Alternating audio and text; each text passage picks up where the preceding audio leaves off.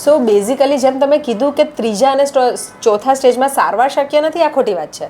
સારવાર શક્ય છે અને દરેક સ્ટેજમાં શક્ય છે. ઇવન ઇફ ચોથા સ્ટેજમાં એટલે કે છેલ્લા સ્ટેજમાં પેશન્ટ આવે ને તો પણ સારવાર શક્ય છે. તો જે કેન્સર થવાનું કારણ મેઇન છે ને એ આપણી બહુ બદલાતી જતી લાઈફસ્ટાઈલ અને ખાણીપીણીની આદત છે. કેન્સર વિશે કેટલીક ગેરમાન્યતાઓ છે સમાજમાં, જેમ કે કેન્સર ઇન્ફેક્શિયસ ડિઝીઝ છે, તો એ સાવ ખોટું છે. કેન્સર ઇન્ફેક્શિયસ ડિઝીઝ નથી. નમસ્કાર દર્શક મિત્રો, ખબર છે ના પ્લેટફોર્મ પરથી હું દ્રષ્ટિ આપ સૌ દર્શક મિત્રોનું સ્વાગત કરું છું. દર્શક મિત્રો, એક એવો શબ્દ કે જે સાંભળીને આપણે તરત જ ગભરાઈ જઈએ. નો વન્ડર એ શબ્દ છે કેન્સર. ઘણા બધા રોગો એવા છે કે જેનું આપણે એવું સમજીએ છીએ કે આજે નહીં તો કાલે એ રોગ સારો થઈ જશે, પરંતુ જ્યારે સ્પેશિયલી કોઈને એવું કહી દે, કોઈ પણ ડૉક્ટર તમને એવું નિદાન કરી દે કે કેન્સર થયું છે, તો તમારા પગ તળેથી જમીન સરકી જશે. શહેરના એક એવા ખ્યાતનામ ડૉક્ટર આજે આપણે સાથે બેઠા છે અને આજે આપણે તેમની સાથે વાત કરીશું, જાણવાના પ્રયત્ન કરીશું. ખબર છે .comના માધ્યમથી આજે આપણે તેમની પાસેથી ઘણી બધી એવી માહિતીને જાણીશું જે તમારા જીવન માટે પણ ખૂબ ઉપયોગી છે. તો દર્શક મિત્રો, આપણે ડૉક્ટર ડિંકી પાસેથી જાણીશું કેન્સર વિશે ઘણી બધી એવી માહિતી જે આપણને ધ્યાને આવી જોઈએ. જી ડૉક્ટર, તમારું સ્વાગત છે અમારા ખબર છે .comના આ સ્પેશિયલ એપિસોડની અંદર. હું ડૉક્ટર ડિંકી ગજીવાલા જરદોશ, કેન્સર ફિઝિશિયન એટલે કે મેડિકલ ઓન્કોલોજિસ્ટ છું. કેન્સરમાં થતી સારવાર જેવી કે chemotherapy, targeted therapy, immunotherapy, hormonal therapy એના હું નિષ્ણાંત છું. અને સુરતમાં હોપ કેન્સર ક્લિનિક કે જેની 2 બ્રાન્ચ છે, લાલ દરવાજા અને અડાજણમાં, ત્યાં હું કામ કરું છું. સાથે સુરતની બધી જ મેજર હોસ્પિટલ્સમાં પણ અટેચ છું. તો આજે આપણે કેન્સર વિશે થોડીક માહિતીઓ મેળવીશું. જ્યારે પણ કોઈ વ્યક્તિને કેન્સર થાય તો એના શરૂઆતના લક્ષણ કયા હોઈ શકે? કારણ કે જો ડેન્ગ્યુની વાત કરીએ, મેલેરિયાની વાત કરીએ તો તમને તાવ આવે, વોમિટિંગ થાય, માથું દુખવું, પરંતુ જ્યારે કેન્સર સ્પેસિફિકની વાત કરીએ છીએ તો કેન્સરના એવા કોઈ લક્ષણો દેખાતા નથી. તો એ લક્ષણો કયા હોઈ શકે જેનાથી આપણે સાવધાન થવું જોઈએ? કેન્સરના લક્ષણો હોય છે. કેન્સર થવા પહેલાં ઘણા સમય સુધી આપણે અમુક શરીરમાં ચેન્જીસ આવતા હોય છે જે યુઝ્યુઅલી બધા લોકો ઇગ્નોર કરતા હોય છે. તો આજે એવા જ લક્ષણ વિશે આપણે જાણીએ. જેમ કે આપણા બ્લેડર અને બોવેલ એટલે કે સંડાસ પેશાબની આદતમાં ચેન્જ થવો. દરરોજ એકવાર જતા હોય તો 2-3 વાર જવાનું થાય, ક્યાં પછી એમાં કંઈક લોહી પડતું હોય, ક્યાં સડનલી કોન્સ્ટિપેશન થઈ જાય, તો એ કેન્સર હોઈ શકે. શરીરના કોઈ પણ જગ્યાએથી બ્લીડિંગ થતું હોય, એ કેન્સર હોઈ શકે છે. અનએક્સપ્લેન્ડ વેઇટ લોસ એટલે કે આપણે પ્રયત્ન નથી કરી રહ્યા પણ આપણું વજન ઓછું થઈ રહ્યું છે, તો પણ શરીરમાં કોઈ બીમારી છે એવી એ નિશાની છે. કોઈ એવું ચાંદુ આપણા શરીરમાં હોય જે લાંબા સમયથી રૂઝાતું નથી, અને મોસ્ટ કોમનલી મોઢામાં કે શરીરમાં કશે પણ જો કોઈ ચાંદુ હોય જે લાંબા સમય સુધી ના રૂઝાતું હોય તો એ પણ કેન્સર હોઈ શકે છે. અત્યારે ફિમેલના કેન્સરની વાત કરીએ તો કોઈક પણ ફિમેલના બ્રેસ્ટમાં કે સ્તનમાં કે બગલના ભાગમાં કોઈ ગાંઠ છે તો એ કેન્સર હોઈ શકે છે. અને એક વાત હું કહેવા માગું છું કે કેન્સરની ગાંઠ યુઝ્યુઅલી પેઇનલેસ હોય છે, એટલે કે એમાં દુખાવો નથી થતો, એના કારણે એ ઇગ્નોર થતી હોય છે. એટલે જ્યારે દર્દી આપણી પાસે આવે ત્યારે કેવું કે આ ગાંઠ ક્યાં મોટી થઈ ગઈ છે, હવે દુખાવો થાય છે, ક્યાં ફૂટી ગઈ છે, એવા સ્ટેજમાં એ આપણી પાસે આવે. અને યુઝ્યુઅલી આ 3જો કે 4થો સ્ટેજ હોવાથી આપણે એમાં પેશન્ટને વધારે હેલ્પ નથી કરી શકતા. તો નાનું અમથું ગાંઠ છે કે જે નથી દુખી રહી, ક્યાં ચાંદુ છે જે નથી રૂંચાઈ રહ્યું, તરત જ તમારા ડૉક્ટરને કન્સલ્ટ કરો. હવે આ સિવાય પર ઘણીવાર ગવર્મેન્ટ દ્વારા પણ ઘણી બધી સુવિધાઓ આપવામાં આવે છે. તમારે ત્યાં કઈ પ્રકારની સુવિધાઓ હોય છે અને કઈ રીતે, મતલબ કે સ્ટેજ 3 અને 4 સુધી તો બાદમાં જે સારવાર છે શક્ય નથી, પરંતુ જે કેમોથેરાપી વિશે આપણે સૌ કંઈ જાણીએ છીએ, તો એ કયા સ્ટેજ ઉપર યોગ્ય રહેશે કે એનાથી પેશન્ટને થોડી તકલીફ નહીં રહે? કારણ કે અત્યારે એક્ટર એક્ટ્રેસીસને પણ થઈ રહ્યા છે, તો એના લીધે લોકોમાં જાગૃતતા આવી રહી છે. શું લાગે છે, પ્રિવેન્શન શું હોઈ શકે? સો બેઝિકલી જેમ તમે કીધું કે ત્રીજા અને ચોથા સ્ટેજમાં સારવાર શક્ય નથી, આ ખોટી વાત છે. સારવાર શક્ય છે અને દરેક સ્ટેજમાં શક્ય છે. ઇવન ઇફ ચોથા સ્ટેજમાં એટલે કે છેલ્લા સ્ટેજમાં પેશન્ટ આવે ને તો પણ સારવાર શક્ય છે.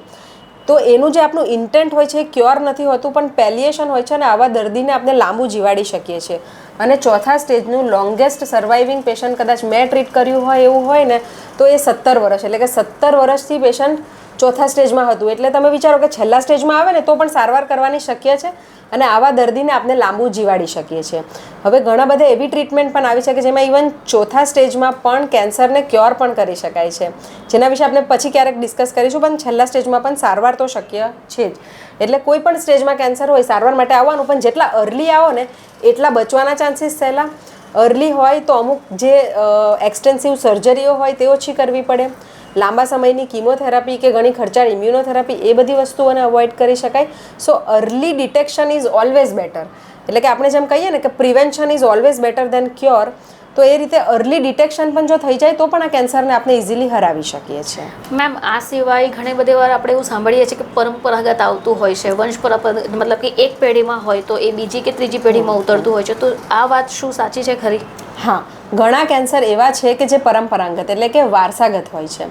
મોસ્ટ કોમનલી આ કેન્સર કયા? તો બ્રેસ્ટનું કેન્સર, અંડાશયનું કેન્સર, કોલોન કેન્સર એટલે કે આંતરડાનું કેન્સર. આ કેન્સરો પરંપરાગત એટલે કે જો આપણા મધરને પેટનું, અંડાશયનું કે પછી બ્રેસ્ટનું કેન્સર હોય તો એમના બચ્ચાઓમાં કે એમના ભાઈ બહેનમાં આવવાની શક્યતા છે. આંતરડાનું કેન્સર પણ એ જ રીતે એમના પરિવારમાં આવવાની શક્યતા છે. દરેક કેન્સરમાં ઘણે ખરે અંશે પરંપરાગત હોવાની શક્યતા હોય જ છે, જે તમારા ઓન્કોલોજીસ્ટ સાથે હંમેશા ડિસ્કસ કરો અને એ પ્રમાણેના જીનેટિક રિપોર્ટ પણ હવે અવેલેબલ છે કરાવવા. તો હવે એવા જો જીનેટિક રિપોર્ટ તમારે કરાવવા હોય તો એ કઈ જગ્યા ઉપર જઈને થશે અને એની માટે કયા ડૉક્ટરની સલાહ લેવી પડે? તો કેન્સર માટેનો જીનેટિક રિપોર્ટ એ બહુ મોટી વાત છે. એ હંમેશા ઓન્કોલોજીસ્ટ સાથે ડિસ્કસ કરીને અને પેશન્ટનું જીનેટિક કાઉન્સિલિંગ કરીને જ કરતા હોઈએ છીએ. કેમ કે એકવાર મને ખબર પડી કે મારું જે કેન્સર છે તે પરંપરાગત છે, તો હંમેશા મારામાં ગિલ્ટ હશે કે મારા બાળકોમાં આ કેન્સર જશે. તો એ ગિલ્ટમાં પેશન્ટ રહે એટલે આપણે એમનું બહુ બધું કાઉન્સિલિંગ કરવું જરૂરી છે કે તમારા બાળકોમાં પણ કદાચ જો આ પરંપરાગત જીન હોય કે જેનાથી કેન્સર થવાની શક્યતા છે, તો એ 100% કેસમાં નથી થવાનું, એ 40 to 50% કેસમાં થશે. તો એના માટે શું કરી શકીએ? તો એના માટે આપણે અર્લી ડિટેક્શન માટેની ટેકનિક કે આ પેશન્ટનું જે સ્ક્રીનિંગ છે કેન્સરનું તે જલ્દી કરી શકીએ. એટલે ભલે તમારામાં એ જીન આવ્યું છે, મતલબ બાળકોમાં પણ જો એ જીન આવ્યું હોય તો એ ગભરાઈ જવાનું કે 100% કેન્સર થવાય એ જરૂરી નથી. એટલે એમનું કાઉન્સિલિંગ કરવું, જીનેટિક કાઉન્સિલિંગ કરવું જરૂરી છે. તો હંમેશા આ જીનેટિક રિપોર્ટ બહુ લૂઝલી કે બધી જગ્યાએ અવેલેબલ નથી હોતા. પ્રોપર જીનેટિક કાઉન્સિલિંગ કરીને પછી જ આપણે આ રિપોર્ટ કરીએ છીએ. સો એના માટે આપણે ઓન્કોલોજીસ્ટ, આપણા જે કેન્સરના ડૉક્ટર છે એમની સાથે સંપર્ક કરો અને એમની પાસે જાણો આના વિશે વધારે માહિતી. મેમ, બીજો એક પ્રશ્ન એ પણ થાય કે જો તમારે કેન્સરથી બચવું છે તો તમારે એવા કયા પ્રિવેન્શન કરવા જોઈએ, તમારે એવી કઈ સાવધાનીઓ રાખવી જોઈએ જેનાથી તમને આવી સમસ્યા ન થાય? હા, તો આપણે જેમ જાણીએ છીએ કે કેન્સરનું પ્રમાણ તો વધ્યું છે. પહેલાં તમે જુઓ તો કેવું કે આખા ગામડામાં, આખા ફળિયામાં એક જણને કેન્સર થતું, તો બધા કહેતા કે આને કેન્સર થયું છે. હવે દરેક ઘરમાં કોઈને કોઈ કેસ હોય છે કે દરેક ઘરના કોઈના કોઈ રિલેટિવને તો કેન્સર હોય જ છે. એટલે કેન્સરનું પ્રમાણ તો વધી જ ગયું છે. પણ એ રીતે કેવું છે કે એની ડિટેક્શનની ટેકનિક વધી ગઈ છે, એને પ્રિવેન્ટ કરવા માટેની જે પદ્ધતિઓ છે એ પણ સારી છે. તો આપણે અમુક વેક્સિન્સ આવે છે, જેમ કે ગર્ભાશયના મુખનું કેન્સર જે ઇન્ડિયામાં મોસ્ટ કોમન છે, ફિમેલમાં થતું કેન્સર. તો એના માટેની વેક્સિન આવે છે, એ વાયરસથી થતો રોગ છે.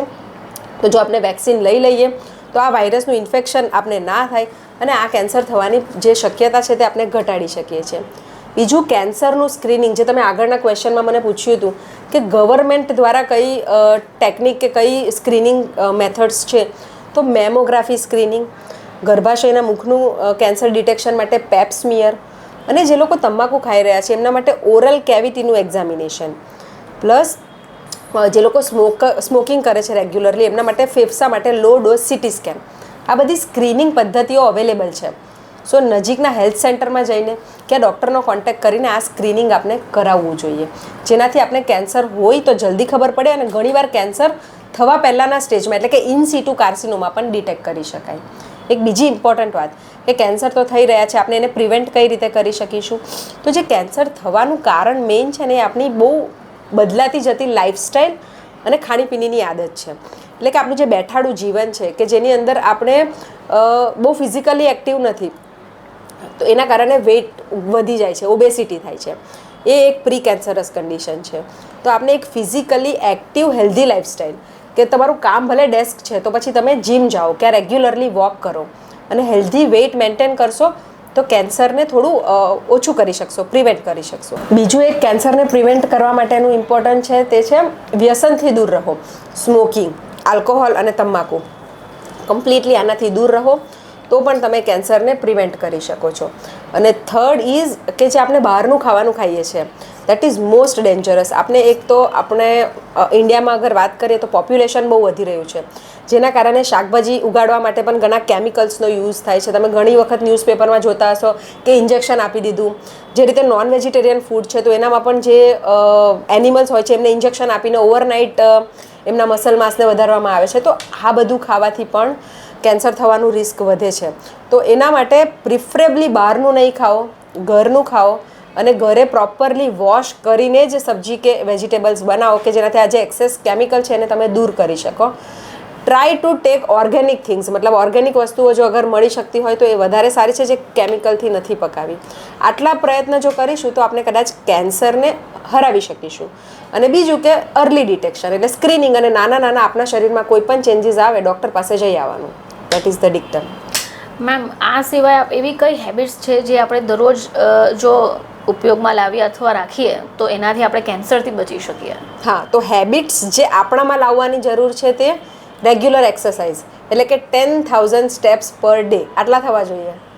એટલે આપણું બેઠાડું જીવન કે એના કારણે થતી જે બીમારીઓ છે તેને ઓછી કરી શકીએ. એ કેન્સરથી પણ બચાવશે, સાથે હાર્ટ એટેક, હાઇપરટેન્શન, ડાયાબિટીસ આ બધાનું રિસ્ક પણ ઘટાડશે. એટલે રેગ્યુલર એક્ટિવ લાઇફસ્ટાઈલ રાખવાની છે. બીજું મેં કીધું તેમ ઘરનું ખાવાનું ખાવાની આદત રાખો, બહારનું ખાવાનું થોડું ઓછું, પ્લાસ્ટિકનો ઉપયોગ બને એટલો ટાળો અને પ્રોપર વોશ કરીને જ ખાઓ. સિઝનલ ફ્રૂટ્સ અને વેજીટેબલ્સ વધારે ખાવાનું છે અને વેજીટેરિયન ડાયટથી પણ ઘણા કેન્સર સામે પ્રોટેક્શન મળી શકે છે. આટલા સ્ટેપ્સ અપનાવવા જોઈએ. મેમ, આ સિવાય એક બીજો સવાલ એવો પણ કે જે કેન્સર થાય એટલે એ વ્યક્તિની માનસિક સ્થિતિ, શારીરિક સ્થિતિ તો ડામાડોળ થઈ ગઈ, માનસિક સ્થિતિ પણ થોડું ડામાડોળ થઈ જ જાય. આવા સમયે આપનું શું કહેવું છે કે જે પરિવાર છે, જે ફ્રેન્ડ્સ છે, એ લોકો કઈ રીતે સપોર્ટ કરી શકે?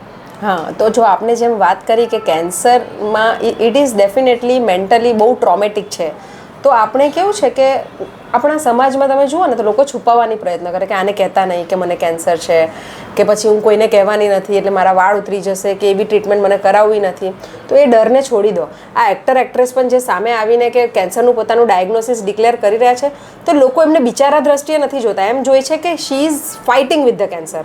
તમે હમણાં કદાચ પેલું હિના ખાન એક્ટ્રેસની વાત કરો તો લોકો એ જ રીતે જોઈ છે કે એ શેરની છે, મતલબ she is fighting with the cancer. તો આપણે કદાચ એ ડિક્લેર કરીશું તો લોકો આપણે પોઝિટિવલી જોશે કે ભાઈ she is fighting with the cancer. અને જેટલા તમે વધારે લોકોને મળશો કે આપના ફ્રેન્ડ્સની સાથે આ વિશે ડિસ્કસ કરશો તો એમાંથી તમને ઘણા બધા સોલ્યુશન્સ મળશે.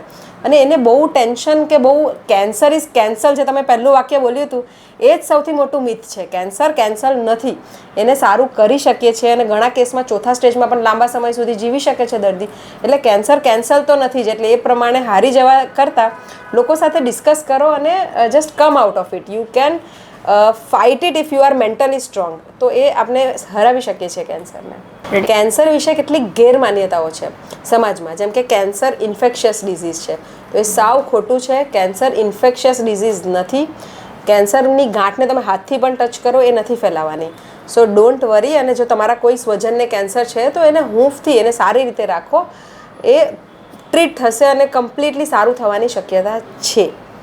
બીજું કેન્સર ઇઝ કેન્સલ તો એ પણ ખોટી વાત છે. ઇટ ઇઝ નોટ કેન્સર, એ સારું થઈ શકે છે. તો દર્શક મિત્રો, આપણી સાથે હતા ડૉક્ટર ડિંકી ગજીવાલા કે જેઓ કેન્સર ફિઝિશિયન છે, હોપ ક્લિનિક ખાતે પોતાની પ્રેક્ટિસ કરે છે.